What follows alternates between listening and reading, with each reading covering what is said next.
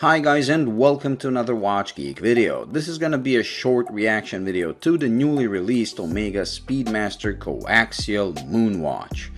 Now, while everyone is raving about the differences being the dot over 90 bezel, the new dial, the new movement, I think the most important update for us small-wristed guys is the bracelet. I always loved the Speedmaster, but the modern Speedmaster Pro and the Sapphire sandwich had that stupid T-shaped end link that increased the watch from its lug-to-lug of 48 to the impossible 54mm, making it impossible to wear on anything other than a leather or a Velcro strap, and that's something I don't want. I always liked the Speedmaster, but for me, a Speedmaster should be worn on its bracelet. Well, finally Omega solved this issue just like they did on the Planet Ocean. So this new one has a U-shaped end link and a fully articulating bracelet, meaning that the actual lug-to-lug of the watch, that is 48, is not now the total lug-to-lug including the bracelet. So this might be the first Speedmaster, a modern Speedmaster that small-wristed guys can actually buy. Like I said, there are other updates as well. The watch is still gonna be offered as a Sapphire sandwich and a more traditional hesalyte version that's gonna have a closed case back. The improvement on the movement is also a welcome change. Now they include in this new 3861 caliber, they include the coaxial escapement, which is something they're kind of becoming known for.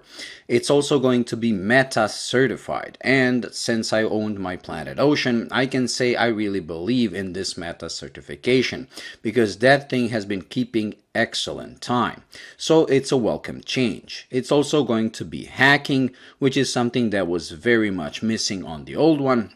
And being a manual wind movement, they kind of increased the crown just slightly, so every day winding should be a bit easier. Overall, I really like it. The dial has some changes as well. So the Sapphire sandwich is going to have an applied logo that's going to be missing on the hesalyte version, which is why some people are probably going to be asking why not include the applied logo on the hesalyte and vice versa.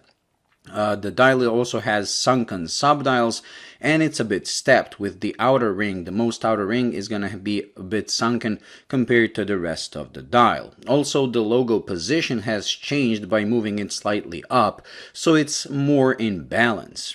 Some things that they didn't do that people would like to do is the ceramic bezel and also an adjustable clasp, because the clasp seems to have only two micro adjustments, which is a shame.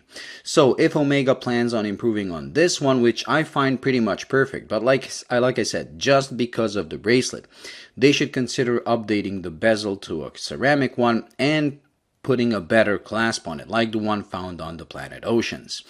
Now, I love this movement because it's well decorated, it's probably going to keep excellent time, and it's just keeping with the times.